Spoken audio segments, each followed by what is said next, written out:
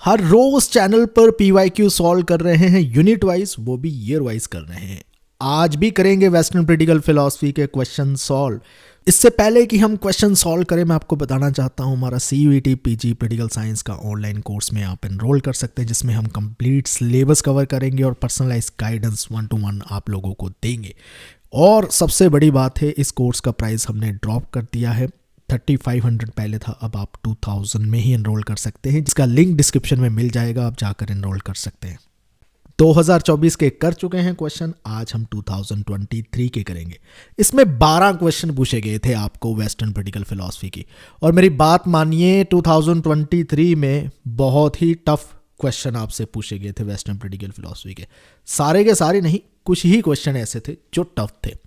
पहला question he tough they दिया गया है आपको, दे दी गई है कार्ल मार्क्स के बेस एंड सुपर स्ट्रक्चर की कुछ स्टेटमेंट्स, उसको कर दिया गया है जंबल्स, और आपने इनको ऑर्डर में लगाना है। अब ये क्वेश्चन इजी नहीं है सॉल्व करना अगर आपको बेस एंड सुपर स्ट्रक्चर के आइडिया का नहीं पता है, लेकिन कॉमन सेंस से भी सॉल्व किया जा सकता है। इसकी कोई ना कोई लॉजिकल एक्सप्लेनेशन तो हम बना ही सकते हैं ना, कि ये क्वेश्चन हमारा सॉल्व हो जाता। अगर हमें इस बार ऐसे क्वेश्चन आते हैं तो हमें वहां पर अपना दिमाग लगाना होगा। सबसे पहले देखिए D statement, in social production of life man enter into definite relation. तो कहने का मतलब ये है, सबसे पहले आप रिलेशन में एंटर करोगे जो सोसाइटी में चल रही है, ठीक है, प्रोडक्शन में चल रही है। मैं समझाऊंगा ये कौन सी रिलेशन की बात कर रहे हैं, वो भी समझा देते हैं। आपको सरवाइव करने के लिए क्या जरूरत है? खाने पीने की जरूरत है, शेल्टर की जरूरत है, जो बेसिक नीड्स होती है सब चाहिए आपको। यही चीजें जो चाहिए ये प्रोड्यूस भी तो करनी होगी। तो जब प्रोड्यूस भी करनी होगी ह्यूमन बींग्स को, तो उसको इसके साथ रिलेशन में आ गया, इन प्रोडक्शन के साथ रिलेशन में आ गया। इसी रिलेशन की बात की जा रही है। फूड बनाएगा कोई कपड़ा बूंदेगा, ठीक है, कोई आपके लिए घर बनाएगा। ये प्रोडक्शन जो भी चीज़ों की हो रही है, यानी ह्यूमन बींग्स तो रिलेशन में आ गए ना इसके। तो ये हो गया कि आपको रिलेशन में आना पड़ गया सोशल प्रोडक्शन ऑफ लाइफ में जीवित रहने के लिए। मुझे अब डी ऑप्शन का पता चल गया, ये ठीक है कि हाँ रिलेशन में एंटर कर रहा है, ये पहली होगी। 1 और 2 ऑप्शन तो डी में दोनों में दे रखा है, तो ये 2 हो गई। लेकिन अब 3rd और 4th एलिमिनेट हो गई एलिमिनेशन मेथड से। 1 और 2 में से मुझे देखना है अब क्या हो सकता है। जब मैं बी स्टेटमेंट को पढ़ूं तो वहां पर इसी की फर्दर एक्सप्लेनेशन दी गई है कि रिलेशन जो है इंडिस्पेंसेबल है, इंडिपेंडेंट ऑफ देयर विल है, कि ह्यूमन बीइंग्स के पास चॉइस नहीं है कि ऐसे प्रोडक्शन की रिलेशन में आना है। In other words, human beings के पास चॉइस नहीं है, उन्हें प्रोड्यूस करना ही होगा जीवित रहने के लिए। खाना प्रोड्यूस करना होगा, कपड़ा बुनना होगा, छत पे छत जो चाहिए, घर बनाना होगा, ये करना ही होगा, उनके पास कोई चॉइस नहीं है। तो ये सही लग रहा है कि डी के बाद उसकी जो फर्दर एक्सप्लेनेशन हमें दिखाई देती है लॉजिकली, वो बी में दिखाई दे रही है। तो इसका मतलब डी और बी जहां पर एक साथ दिखेंगे वो सही ऑप्शन है, और एक ही ऑप्शन है वो सेकंड ऑप्शन है। फर्स्ट बी एलिमिनेट हो जाती है। तो मैं तो यही ऑप्शन लगा देता, ए और सी मुझे पढ़ने की जरूरत भी नहीं पड़ रही है। हालांकि ए में क्या कह रखा है हम समझ लेते हैं, आपको स्टेटमेंट तो सारी समझानी ही है। Relations are relations of productions which correspond to a definite stage of development of their material productive forces. अब इसका मतलब क्या हो गया? इसका मतलब ये हो गया, जो मटीरियल प्रोडक्टिव फोर्सेस है, जो चीज़ें आप जहाँ से भी प्रोड्यूस कर रहे हो वहाँ से आपके रिलेशंस बनने शुरू हो जाएंगे। अगर आप एक लैंड पर एग्रीकल्चर का काम कर रहे हो तो वहाँ पर भी रिलेशंस बनने शुरू हो जाएंगे। एक लैंड लॉर्ड होगा जिसकी वो ज़मीन होगी, जो उस पे लेबर काम कर रहे हैं, सर्फ, वो हो जाएंगे। लॉर्ड और सर्फ की क्लास सोसाइटी में आ जाएगी। वहीं अगर आप इंडस्ट्रीज में काम कर रहे हो, मटेरियल प्रोडक्टिव फोर्सेस इंडस्ट्री में मशीन्स है, टूल्स है, वहाँ पर आप लेबर दे रहे हो। तो एक तो है जिसकी वो मशीन्स टूल्स है, जिसकी वो इंडस्ट्री है, वो हो गई कैपिटलिस्ट क्लास, और दूसरी होगी जो उस पर काम करने आती है, लेबर देने आती है, वर्किंग क्लास। तो कहते हैं ये बन जाएंगे रिलेशन इस तरह से प्रोडक्शन में। आगे सी में लिखा है sum total of these relations of production. अब ये कंक्लूड कर रहे हैं अपने आर्ग्यूमेंट को, constitute economic structure of society which is the real foundation of a given society। ये है कि जितने भी ये रिलेशंस हो बन रहे हैं प्रोडक्शन में, यही है सोसाइटी का बेस, जिसे वो कहते हैं economic structure of society. Karl Marx ये कहना चाहते हैं। इसी बेस के चलते हुए ये बेस सुपर स्ट्रक्चर की थ्योरी देते हैं। कहते हैं अगर इकोनॉमिक स्ट्रक्चर में बेस में चेंजेस आने शुरू हो जाएंगे तो आपकी सुपर स्ट्रक्चर में भी चेंजेस आने शुरू हो जाएंगे। सुपर स्ट्रक्चर क्या है? सुपर स्ट्रक्चर है पॉलिटिक्स, सुपर स्ट्रक्चर है जो भी लॉ बन रहे हैं, सुपर स्ट्रक्चर है इसमें धर्म रिलीजन भी आ गया, ये सारी सुपर स्ट्रक्चर आ गए, कल्चर भी आपका इसी में आ गया, बाकी बेस है। तो इकोनॉमिक एक्टिविटीज़ में चेंजेस आएंगे, इकोनॉमिक स्ट्रक्चर में चेंजेस आएंगे तो सुपर स्ट्रक्चर भी अपने आप बदल जाएगी। पहले फ्यूडलिज्म था, लैंड पर डिपेंड थे, एग्रीकल्चरल इकोनॉमी थी। जैसे ही इंडस्ट्रीज़ आ गई यानी इकोनॉमिकली चेंज आने शुरू हो गए, इंडस्ट्रियल रेवोल्यूशन आ गई, सुपर स्ट्रक्चर भी बदलनी शुरू हो गई। पहले टाइम पर जो सरकारें थी कहाँ डेमोक्रेटिक सरकारें थी, ज़्यादातर मोनार्की ही एग्जिस्ट करती थी। फिर लोगों ने डिमांड करने लगे अपनी राइट्स और हम देखते हैं डेमोक्रेसी आने लगी बहुत सारी कंट्रीज़ में, कि किताबें लिखनी पड़ी वेव्स ऑफ डेमोक्रेटाइजेशन, कि कहाँ कहाँ वेव आई, कहाँ कहाँ डेमोक्रेसी आने लगी। मार्क्स कहते हैं ये आई ही इसीलिए क्योंकि इकोनॉमिक स्ट्रक्चर में चेंजेस शुरू हो गए थे। तो उम्मीद करता हूँ अब समझ आ गया होगा। राइट आंसर सेकंड है। ये एक्सप्लेनेशन आप पढ़ सकते हैं, मैंने एक एक स्टेटमेंट आपको समझा दी है, दोबारा रिपीट नहीं करेंगे। अगले क्वेश्चन की ओर बढ़ते हैं। ये पूछा गया है कि हॉब्स के स्टेट ऑफ नेचर का एनालिसिस करते वक्त किसने कहा है कि वहाँ पर सेल्फ इंटरेस्टेड कॉम्पिटिटिव इंडिविजुअलिज्म का आइडिया हमें दिखाई देता है। किसका ये आइडिया है? इसका राइट आंसर है सीबी मैकफर्सन। क्यों सीबी मैकफर्सन हो सकता था? क्योंकि सीबी मैकफर्सन ने पोजेसिव इंडिविजुअलिज्म का आइडिया दिया है। जब वो हॉब्स और लॉक की बात करते हैं कि उनके जो इंडिविजुअलिज्म है वो पोजेसिव इंडिविजुअलिज्म है, तो स्टेट ऑफ नेचर में भी वो यही कहते हैं कि हमें वही चीज़ देखने को मिलती है जब हॉब्स हमें स्टेट ऑफ नेचर के बारे में बताते हैं। हॉब्स कहते हैं स्टेट ऑफ नेचर एक वो हाइपोथेटिकल कंडीशंस हैं जहाँ पर स्टेट नहीं एग्जिस्ट करती, सरकारें नहीं एग्जिस्ट करती, कोई लॉ एंड ऑर्डर एग्जिस्ट नहीं करता। वहाँ पर इंडिविजुअल जो लेना चाहते हैं ले सकते हैं, जो लूटना भी चाहते हैं लूट सकते हैं, जिसको मारना चाहते हैं मार सकते हैं, सब कुछ कर सकते हैं। तो कहते हैं इंडिविजुअल में एक ग्रीड होती है, वो कोई ना कोई प्रॉपर्टी एक्वायर करने के लिए करता ही रहेगा, करता रहेगा, जिसकी वजह से एक कंपटीशन बढ़ जाएगा इंडिविजुअल में और फिर कन्फ्लिक्ट आने शुरू हो जाएंगे और वार शुरू हो जाएगा स्टेट ऑफ नेचर में।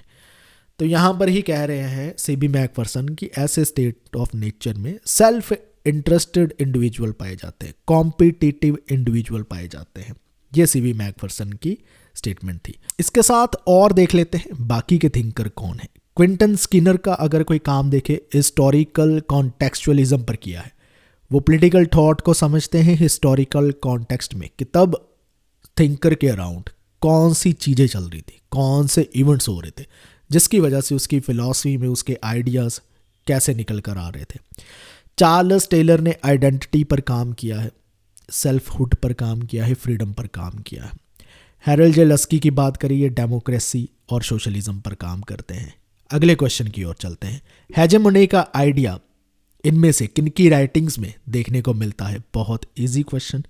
एंटोनियो ग्राम्शी की राइटिंग में हमें देखने को मिलता है, क्योंकि यही तो थे जिन्होंने सबसे पहले हेजेमनी का आइडिया फॉर्मुलेट किया। प्रिजन नोटबुक्स में अपने ये हेजेमनी का आइडिया देते हैं। ये कहते हैं कि कैपिटलिस्ट क्लास, डोमिनेंट क्लास को अपनी पावर मेंटेन करने के लिए फोर्स को यूज़ नहीं करना पड़ता, यानी ये पुलिस आर्मी जैसे सिस्टम को यूज़ भी नहीं करना पड़ता। ये अपनी पावर को मेंटेन कर लेते हैं आइडियोलॉजिकली या कल्चरली इन्फ्लुएंस करके लोगों को। ये कैसे करते हैं? ये स्कूल, मीडिया और रिलीजियस ऑर्गेनाइजेशन से ही कुछ ऐसे आइडियाज़ प्रोपोगेट कराते हैं कि इनकी डोमिनेंस बनी रहती है। जैसे कि वर्क इज़ वर्शिप जैसे आइडिया प्रोपोगेट करवाए गए, ताकि जो वर्कर है वो इंडस्ट्रीज़ में टाइम पे आता रहे, बहुत अच्छे से काम करता रहे ऑनेस्टी से, जिसका एट द एंड फ़ायदा किसको होने वाला है? कैपिटलिस्ट क्लास को ही होने वाला है। बाकी के ऑप्शन इनकरेक्ट है, लेकिन हमने समझना है क्योंकि उसमें नाम बड़े इंपॉर्टेंट दे रखे हैं। एक दे रखा है फ्रांसिस फुकुयामा का। फ्रांसिस फुकुयामा ने end of history and the last man की बुक लिखी है। ये बहुत ही पॉपुलर बुक है। यहाँ पर वो कहते हैं हिस्ट्री का एंड हो गया। कहने का मतलब है कोल्ड वार में सोशलिज्म और लिबरलिज्म, ये दो आइडियोलॉजी में ये जो कन्फ्लिक्ट चल रहा था, ये फाइनली सॉल्व हो जाता है with the collapse of USSR, और ये कहते हैं triumph of liberal democracy. Liberal democracy जीत जाती है और इसी के साथ हिस्ट्री का भी एंड हो जाता है, जो लंबी हिस्ट्री चल रही थी। अगले ऑप्शन में दे रखा है नाम एरिक हॉब्सबॉम का। नेशनलिज्म की जब आप थ्योरीज पढ़ते हो, आपके सिलेबस में ये टॉपिक भी है नेशनलिज्म का, उसमें ये एक आइडिया देते हैं इन्वेंशंस ऑफ ट्रेडिशन। ये कहते हैं ट्रेडिशन जो है वो सरकारों द्वारा इन्वेंट किए जाते हैं ताकि नेशन बिल्डिंग हो सके। ये उनका आइडिया है। जैसे ये रिपब्लिक डे हो गए या कुछ कॉन्स्टिट्यूशनल डे हो गया, ऐसी चीज़ें जब की जाती है ये नेशन बिल्डिंग के साथ जुड़ा हुआ है। ट्रेडिशन इन्वेंट किए जाते हैं, इवॉल्व नहीं होते, ताकि लोगों को यूनाइट किया जा सके किसी वे में। अलेक्जेंडर कोलंताय, ये एक रेवोल्यूशनरी और फेमिनिस्ट थ्योरी है, जेंडर और क्लास पे काम करते हैं। इनका भी हेजेमनी से लेना देना कुछ नहीं है। अगले क्वेश्चन में फिलोसफर्स और उनके सेंट्रल आइडिया की 2 लिस्ट दे रखी है, हमने उनको मैच करना है। ये भी क्वेश्चन इजी है। इसका राइट आंसर है ऑप्शन नंबर 3। चलिए इसको भी हम देखते हैं कि कैसे किसके साथ क्या मैच करता है। मैकियावेली के साथ मैच करना चाहिए था सीज एब्सोल्यूट अथॉरिटी, क्योंकि वो मानते थे कि मोनार्क बहुत ज़्यादा स्ट्रॉन्ग होना चाहिए, तो इसलिए एब्सोल्यूट अथॉरिटी की बात आ गई मैकियावेली की। हॉब्स सेल्फ प्रिजर्वेशन के आइडिया पे बात करते हैं कि इंसान अपने सर्वाइवल के लिए कुछ भी कर सकता है। लॉक लिमिटेड गवर्नमेंट की बात करते हैं कि गवर्नमेंट का रोल लिमिटेड होना चाहिए। Right to life, liberty and property, ये 3 राइट प्रोटेक्ट करने पर गवर्नमेंट को सीमित रहना चाहिए। रूजो जनरल विल के आइडिया पर बात करते हैं कि इंडिविजुअल जो है अपनी मर्जियां ना करेगा तो सही रहेगा, वो जनरल विल को फॉलो करेगा तो सोसाइटी में प्रोग्रेस आएगी। जनरल विल कलेक्टिव विल होगी इंडिविजुअल्स की। अरिस्टोटल के वर्क की बात करते हैं, वो कहते हैं highest good for human being is happiness, जो मॉरल और इंटेलेक्चुअल वर्च्यू से प्राप्त की जा सकती है। ये उनका जो आइडिया है कौन सी राइटिंग में देखने को मिलता है? इसका राइट आंसर है वो निकोमैकियन एथिक्स की राइटिंग में ये चीज़ की बात करते हैं। निकोमैकियन एथिक्स में कहते हैं अगर इंडिविजुअल अपनी लाइफ में कुछ हाईएस्ट गुड, कुछ सबसे बड़ी अच्छी चीज़ कर सकता है तो वो है यूडेमेनिया। यूडेमेनिया का मतलब है हैप्पीनेस को अचीव करना, क्योंकि हम ह्यूमन बीइंग्स, अरिस्टोटल का मानना था, एक ही चीज़ की तलाश कर रहे हैं, वो है हैप्पीनेस, खुशी की। तो हमें जहाँ से भी मिलती है हम वो चीज़ करना चाहते हैं।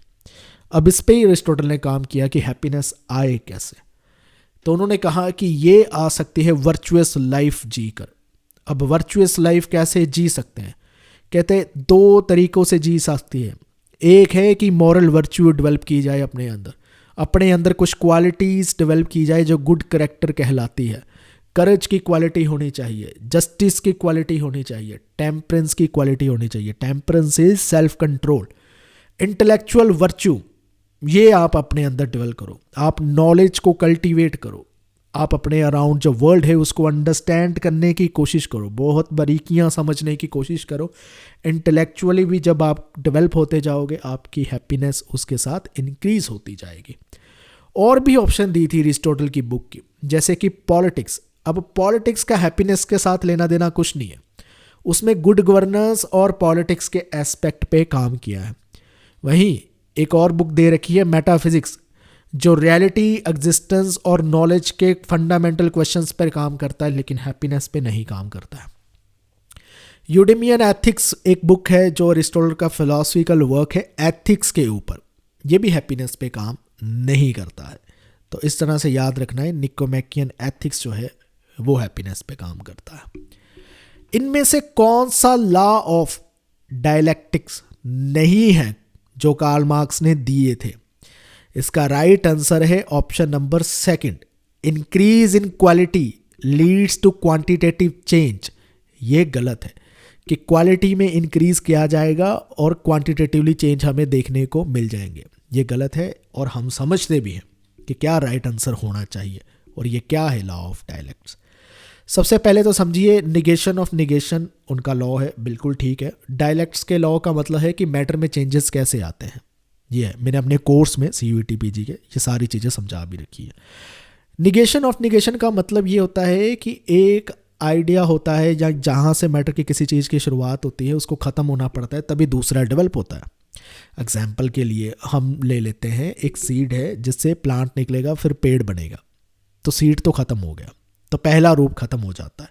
सिमिलरली आइडियाज़ के काम के भी, मैटर के काम पे भी यही चीज़ चलती है कि पुराने आइडिया को ख़त्म होना होगा तभी नया पनपेगा, पुराने मैटर को ख़त्म होना होगा तभी नया पनपेगा।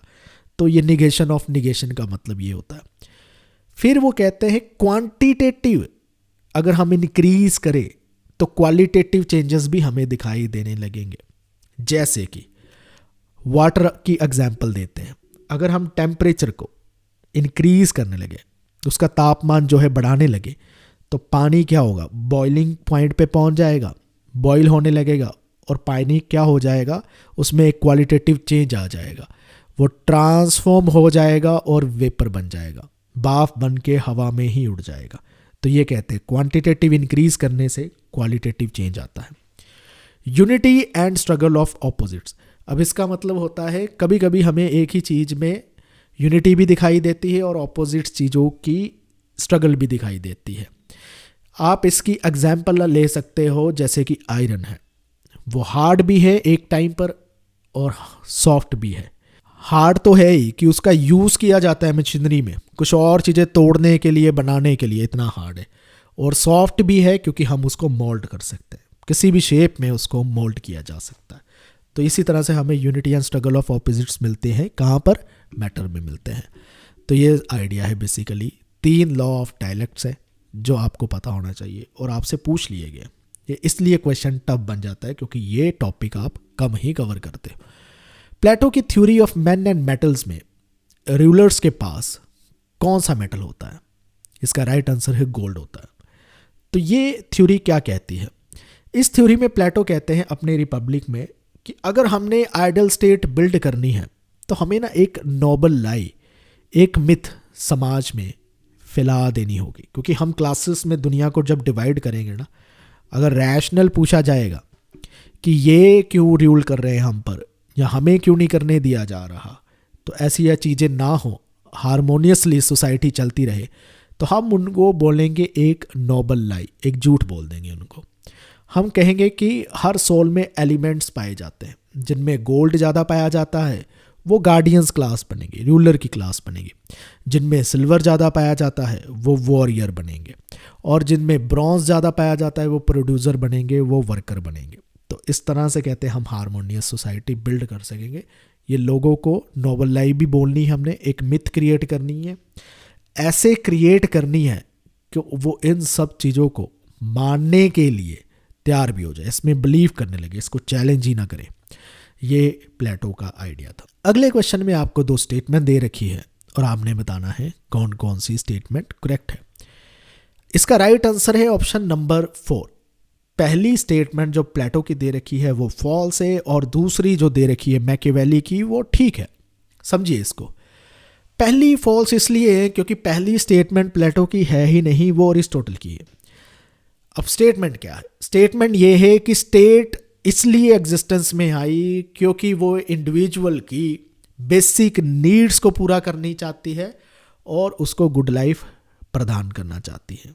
ये अरिस्टोटल का आइडिया था। प्लेटो भी गुड लाइफ की बात तो करते हैं, इस पे जोर देते हैं, लेकिन बेसिक नीड्स पर प्लेटो बात नहीं करते हैं। तो यहाँ से वो अरिस्टोटल का आइडिया बन जाता है, प्लेटो का नहीं रह जाता। दूसरी स्टेटमेंट करेक्ट है क्योंकि मैकियावेली ने अपने प्रिंस के वर्क में ये बात कही है कि स्टेट में पावर बनाए रखने के लिए या रूलर को पावर बनाए रखने के लिए स्ट्रॉन्ग होने की ज़रूरत है, उसको सिक्योरिटी और स्टेबिलिटी को प्रायोरिटाइज करने की ज़रूरत है, और वो किसी भी हद तक जा सकता है। उसको किसी भी एथिकल नॉर्म्स की, मोरालिटी को फोकस करने की ज़रूरत नहीं है। ये मैंने कोर्स में बताया है कि ड्यूल मोरालिटी का आइडिया या डबल स्टैंडर्ड्स ऑफ मोरालिटी का आइडिया मैकियावेली देते हैं कि रूलर कुछ भी कर सकता है, वह चोरी कर सकता है, डकैती कर सकता है, किलिंग्स कर सकता है, झूठ बोल सकता है अपनी स्टेट को बचाने के लिए। उसे किसी भी मॉरल्स को फॉलो करने की ज़रूरत नहीं है। पब्लिक स्फेयर में, प्राइवेटली वो कुछ भी करता रहे, कुछ मैटर नहीं रखता। तो ये मैकियावेली कहते हैं। अगले क्वेश्चन में आपसे पूछा गया है कि थॉमस हॉब्स सॉवरेनिटी को कैसे डिफाइन करते हैं। इसका राइट आंसर है, वो कहते हैं सॉवरेन वो है जिसके पास मोनोपली है कुरेसी पावर की, और ये जो मोनोपली है कुरेसी पावर की, बलपूर्वक शक्ति की, ये सिर्फ सिंगुलर रूलर के पास होनी चाहिए, एक ही शासक होना चाहिए जिसके पास होनी चाहिए। अब इसके मायने क्या है समझ लेते हैं। हॉब्स अपने सोशल कॉन्ट्रैक्ट की थ्योरी में स्टेट ऑफ नेचर की बात करते हैं। वो बताते हैं इंडिविजुअल कैसे एक दूसरे को मार काट कर सकते हैं। अब इस केस में इंडिविजुअल्स को ही सिक्योरिटी और प्रोटेक्शन प्रोवाइड करने के लिए हमें बहुत ही ज़्यादा स्ट्रॉन्ग सॉवरेन चाहिए होगा, जो एब्सोल्यूट होगा और उसकी पावर इनडिवाइजेबल होगी।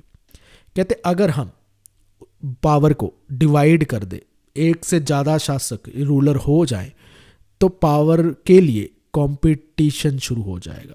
वो कंपटीशन शुरू नहीं होना चाहिए। अगर वो कंपटीशन शुरू हो गया तो उसके चलते हुए क्या हो जाएगा, law and order, security and stability जो इंडिविजुअल को देनी है वो नहीं दे पाएंगे। तो ये कहना चाहते थे बेसिकली हॉब्स। अगले क्वेश्चन में आपसे पूछ रखा है कि जॉन रॉल्स ने अपने जस्टिस का आइडिया इंटरनेशनल रिलेशंस पर अप्लाई किया है, वहां पर भी दिया है, लेकिन वो दिया किस बुक में है। इसका राइट आंसर है द लॉ ऑफ पीपल्स। ये उनकी बुक का नाम है जिसमें उन्होंने ये आइडिया दिया है। ये बुक कब आती है, ये 1999 में पब्लिश होती है। इसमें वो थ्योरी ऑफ जस्टिस जो डोमेस्टिक लेवल पर स्टेट ने क्या करना है, वो तो उन्होंने अपना थ्योरी ऑफ जस्टिस 1971 वाली बुक में दे रखा है। अब इंटरनेशनल रिलेशन में कैसे काम करनी है ये थ्योरी, वॉर एंड पीस जैसे इशू को कैसे एड्रेस करना है, ह्यूमन राइट के इशू को कैसे एड्रेस करना है, ग्लोबल इकोनॉमिक रिलेशंस जो बनेंगे between the nation, between the state या बिटवीन द कंट्रीज, उसको कैसे आपने मैनेज करना है, ये सारी चीज़ें उन्होंने लॉ ऑफ पीपल्स में दे रखी है। अगले क्वेश्चन की ओर बढ़ते हैं। इनमें से कौन सी बुक जो है मैकियावेली ने लिख रखी है। ये भी क्वेश्चन थोड़ा सा ट्रिकी हो जाता है क्योंकि कंफ्यूज करने के लिए एक जैसे नाम ही आपको दे दिए गए, डिस्कोर्सेस जैसे नाम आप बार बार देख रहे हो ऑप्शन में है। इसका राइट आंसर है ऑप्शन नंबर 1 डिस्कोर्सेस। बस यही उनकी बुक का नाम है, बाकी जो नाम है वो भी मैं आपको बताऊंगा। पहले समझो डिस्कोर्सेस जो बुक थी उनकी, डिस्कोर्सेस ऑन लेवी 1531 में पब्लिश होती है, और इसमें वो काफ़ी चीज़ें एक्सप्लेन करते हैं, स्टेट क्राफ्ट की थ्योरी देते हैं, हिस्ट्री की बात करते हैं, रिपब्लिकनिज्म की बात करते हैं, रिपब्लिक गवर्नमेंट की बात करते हैं, उसको फेवर करते हैं। लेकिन discourses on the science and arts जो हैं ये रूजो की लिखी हुई बुक है, और discourses on the origin and foundation of inequality among man ये भी जीन जैक रूजो की ही बुक है, मैकियावेली की नहीं है। लेटर कंसर्निंग टॉलरेशन जो ऑप्शन में दे रखी थी वो जॉन लॉक की बुक है, वो मैकियावेली की बुक नहीं है। अब आपको एक और क्वेश्चन, नेक्स्ट और लास्ट क्वेश्चन 2023 का, 2 स्टेटमेंट है यानी असर्शन रीजन की स्टेटमेंट है, और आपने बताना है इनमें से कौन कौन सी स्टेटमेंट सही है। दोनों ही स्टेटमेंट असर्शन और रीजन सही है, और आर जो है वो करेक्ट एक्सप्लेनेशन है ए की, इसलिए ऑप्शन नंबर 1 ठीक हो जाती है। कैसे उसको समझते हैं। ये प्लेटो की ही स्टेटमेंट है, the state is individual writ large. Republic की बुक में उन्होंने ये दी भी थी। वो कहते हैं आइडियल स्टेट जो है वो क्या है, इंडिविजुअल रिट लार्ज ही तो है, कि अगर सारे इंडिविजुअल को मिला दोगे, एक साथ इकट्ठा कर दोगे तो स्टेट ही बन जाएगी।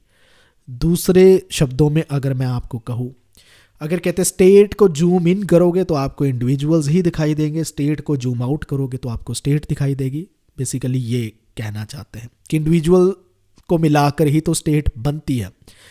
तो इसलिए दूसरी स्टेटमेंट में अब क्या कह रखा है, दूसरी स्टेटमेंट में कह रखा है virtues found in individual are found in larger form in the state. कहते हैं जो इंडिविजुअल में क्वालिटीज पाई जाती है वही हमें स्टेट में भी मिलेगी। कहते हैं इंडिविजुअल अगर विजडम पाई जाती है, करेज पाया जाता है, टेम्परस पाई जाती है, तो ऐसी ही क्वालिटीज स्टेट की स्ट्रक्चर में, स्टेट की गवर्नेंस में दिखाई देंगी। जैसे इंडिविजुअल होंगे वैसी ही स्टेट होंगी, ये कहना था प्लेटो का। तो इसलिए असर्शन और रीजन दोनों ठीक है। And R is the correct explanation of A. उम्मीद करता हूँ आपको आज बहुत सारी चीज़ें समझ आई होगी, कोई नए कॉन्सेप्ट्स आज आपने सीखे होंगे। अगर सीखे हैं तो लाइक करते जाना, और हम अगली वीडियो में मिलते हैं अगले ईयर के क्वेश्चंस के साथ। इस वीडियो में जाने की आपसे इजाज़त लेते हैं। इस वीडियो को देखने के लिए बहुत बहुत धन्यवाद। Thank you.